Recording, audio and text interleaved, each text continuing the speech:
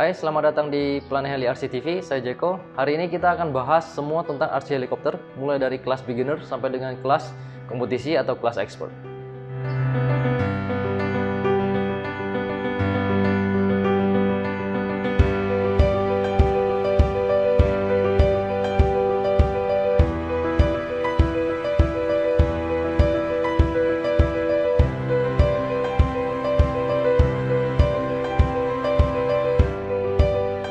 Oke, jadi sebenarnya dari dulu saya menerima banyak pertanyaan-pertanyaan tentang RC helikopter. Seperti, Bang, apa itu perbedaan antara heli 3 channel, 4 channel, dan 6 channel? Terus ada juga yang menyatakan, Bang, heli saya itu sama dengan heli abang. Terus kenapa saya punya nggak bisa melakukan atraksi seperti itu? Apakah ada tombol tersembunyi atau tombol khusus? Atau apakah ada settingan tertentu di remote control atau di helinya? Oleh karena itu, sebenarnya sudah lama juga saya ingin membuat video tentang ini. Jadi di video kali ini kita akan bahas mulai dari heli beginner, yaitu heli 3 channel, sampai dengan heli 6 channel atau kelas kompetisi, kelas expert, sedetail mungkin. Jadi untuk kalian semua yang mau tahu lebih banyak tentang RC helikopter, jangan lupa untuk tetap ikutin channel ini. Sekali lagi, ini hanya pengetahuan pribadi saya selama saya di hobi ini. Jika memang ada kesalahan atau kekeliruan, mohon dapat dikoreksi sehingga saya juga bisa belajar. Oke, langsung saja kita mulai dari heli 3 channel. Oke, jadi apa itu bedanya antara heli 3 channel, heli 4 channel, dan heli 6 channel? Kenapa dipanggil heli 3 channel, 4 channel, atau 6 channel? Seperti heli ini disebut heli 4 channel. Jadi channel 1 yaitu kiri kanan, serong kiri, serong kanan, yang kita sebut aileron. Channel 2 maju sama mundur, yang kita sebut dengan elevator. Terus channel 3 nya throttle. Channel 4 nya radar. Radar itu ekor, jadi bisa muter kiri sama muter kanan. Jadi dia memiliki 4 saluran atau 4 channel di heli ini ya. Terus kenapa yang ini 3 channel? Jadi yang dibutuhkan oleh heli ini atau yang disediakan oleh heli seperti ini yaitu ada sebanyak 3, yaitu bisa maju, bisa mundur, bisa naik, turun, dan juga bisa putar kiri dan putar kanan. Oke, jadi channel itu hanya saluran yang disediakan atau saluran yang ada pada sebuah RC remote control ya, baik itu heli ataupun yang lainnya. Terus untuk yang ini heli 6 channel. Kenapa disebut heli 6 channel? Karena dia juga sama memiliki 6 saluran atau 6 channel. Dibutuhkan 6 channel untuk menerbangkan heli seperti ini. Ya, jadi heli 6 channel itu bedanya adalah dia memiliki sama juga maju mundur ya 1, terus kiri kanan ya 2, terus putar kiri, putar kanan 3 ya. Terus throttle, tenaga, tambah putaran motor sama kurangin putaran motor itu 4. Terus juga sama ada pitch-nya, yaitu ini pitch-nya bisa naik, bisa turun, bisa positif, bisa negatif ya. Jadi blade-nya ini bisa dilihat, blade-nya itu bisa berbentuk positif dan bisa berbentuk negatif. Ini disebut dengan collective pitch RC helicopter. Terus channel satunya lagi yaitu di gyro-nya ya, di bagian gyro itu untuk gain-nya ya. Nanti kita akan kupas untuk heli 6 channel lebih dalam lagi, tapi kita mulai dari heli 3 channel dulu. Jadi sebenarnya nama itu yang disebut tipe-tipe heli yang seperti ini kita sebut coaxial RC helicopter. Dia memiliki 3 channel. Sama seperti ini kita sebut fixed pitch RC helicopter dan dia memiliki 4 channel. Oke, kenapa dia fixed pitch? Karena kemiringan dari baling-balingnya itu sudah fix, tidak bisa digerak-gerakin lagi. Berapa derajat kemiringannya itu sudah fix. Oke, kita langsung mulai saja. Ini namanya heli koaksial atau heli 3 channel. Oke, jadi bagian atas ini kita sebut flybar atau stabilizer. Ini upper blade bagian atas. Terus di sini ada lower blade atau blade bagian bawah. Nah, sistem seperti ini yang disebut dengan koaksial RC helicopter. Jadi cara kerjanya itu yang bagian atas putarnya clockwise atau arah jam, yang bagian bawah putarnya lawan arah jam.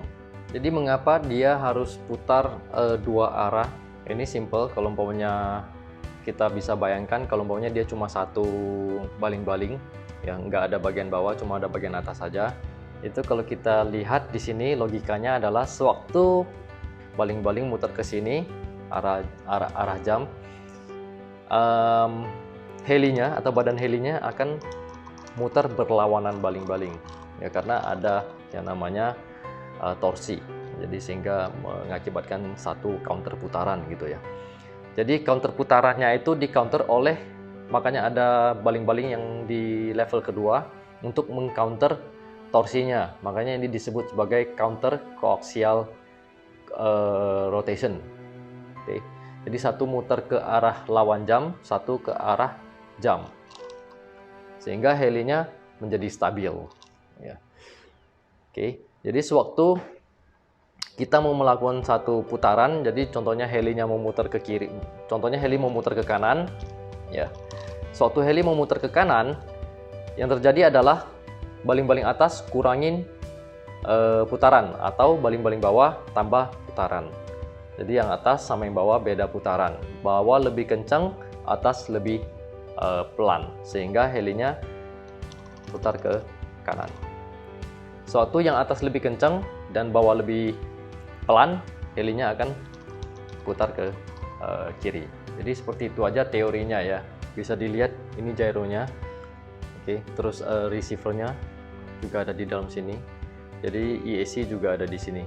Ya, jadi satu papan ini di dalamnya ada ESC atau electronic speed control, ada receiver untuk menerima sinyal dari remote control, dan juga ada gyro untuk menstabilkan helinya ya. Dia menggunakan baterai 1S ya, jadi baterai itu masing-masing, nggak semuanya sama, tergantung sama ukuran helinya. Tapi asal heli koaksial seperti ini mau dari kecil sampai besar, sistem kerjanya itu sama ya. Jadi dia itu memiliki sistem counter rotation system ya. Jadi untuk stabilkannya itu menggunakan counter rotation yang di bawah sama yang di atas ini. Oke. Nah, di belakang bisa lihat ada baling-baling juga. Nah, di sini ada motor baling-balingnya. Jadi bisa dilihat hadapan baling-balingnya seperti ini. Jadi sewaktu dia muter, baling-baling muter seperti ini. Ya. Itu dia dorong angin ke atas, otomatis ekornya tertekan ke bawah. Sewaktu ekornya tertekan ke bawah, helinya mundur. Sewaktu dia muter begini, dia dorong angin ke bawah, ekornya naik. Sewaktu dia naik, jadi dia maju. Nah, itu cara kerjanya seperti itu ya. Di sini teman-teman bisa lihat itu ada dua motor ya. Di motornya satu di sini, di sebelah sini juga ada satu motor lagi.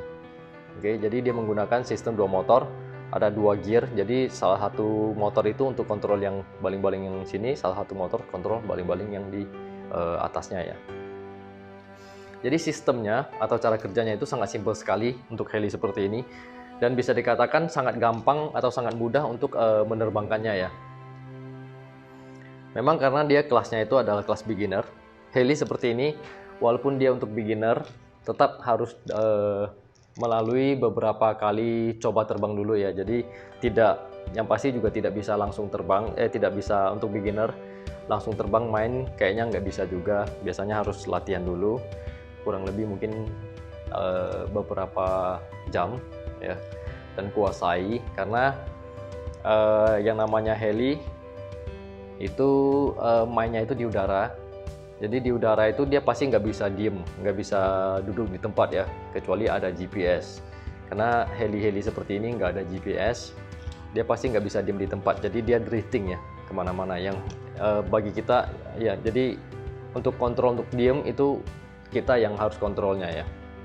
Ya, jadi kalau yang model seperti ini jauhnya itu saya belum pernah coba sampai terlalu jauh, karena kebanyakan heli seperti ini juga enaknya kita terbangnya indoor, tidak terbang outdoor. Walaupun dia bisa terbang outdoor kalau umpamanya dalam kondisi tidak ada angin ya. Jadi bagi teman-teman yang memiliki heli seperti ini atau heli model koaksial, sebesar apapun helinya, mau sepanjang 1 meter atau 1,5 meter, itu dia tidak tahan dorongan anginnya. Jadi terbang di outdoor juga sebenarnya tidak bisa, tidak terlalu bisa gitu loh, walaupun ukurannya besar. Jadi kalau mau beli heli-heli seperti ini, cukup beli ukuran yang kecil saja, jangan terlalu besar, maksimal ya kurang lebih seperti ini, karena dia lebih nyaman diterbangkan di indoor. Kalau umpamanya helinya terlalu besar, kita mau terbang di indoor nggak bisa, mau terbang di outdoor juga nggak bisa. Kalau kondisi lagi sedikit berangin pun sudah agak susah mau terbangkannya ya. Setinggi sejauh dimana remote control bisa kontrol. Ya, jadi kalau umpamanya nanti terlalu tinggi, putus, ya nanti dia sinyalnya putus, ya nanti dia juga tuh jatuh ya.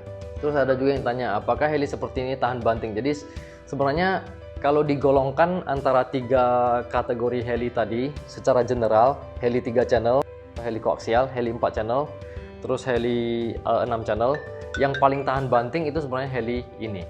Jadi bukan berarti heli lebih bagus atau lebih mahal, dia lebih tahan banting, itu enggak sebenarnya. Jadi kenapa heli ini lebih tahan banting dibandingkan dengan heli 4 channel ataupun 6 channel? Karena heli seperti ini RPM atau putarannya itu tidak sekencang 4 channel dan atau tidak sekencang dari heli 6 channel.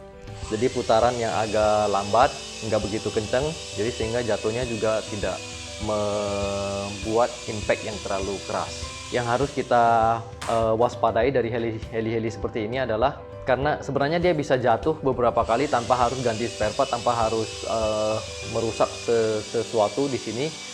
Yang penting sebelum dia jatuh atau waktu kita merasa udah mau tabrak sesuatu atau udah mau lost control, diturunkan saja throttle-nya atau gasnya diturunkan, biar saja dia jatuh dari ketinggian, nggak apa-apa.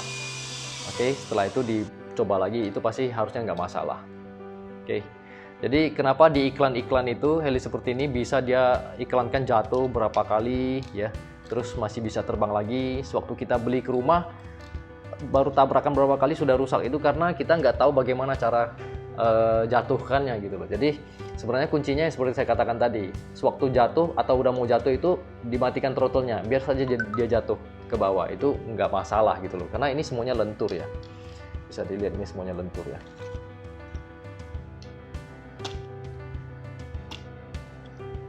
Semuanya lentur.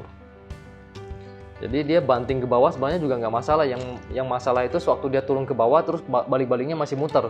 Jadi impactnya itu sewaktu dia muter itu yang bikin rusak. Dan heli seperti ini tidak begitu sensitif. Jadi ada shaft yang sedikit bengkok atau di mana yang kurang lurus itu nggak masalah. Kita nggak terasa sama sekali. Oke, jadi sekian penjelasan untuk heli 3 channel. Jika teman-teman memiliki pertanyaan, silakan tinggalkan di kolom komentar, atau apakah saya ada salah penyampaian juga tolong koreksi. Video berikutnya kita akan lanjut ke heli 4 channel. Oke, jadi sekian, ditunggu video berikutnya. Sampai jumpa lagi.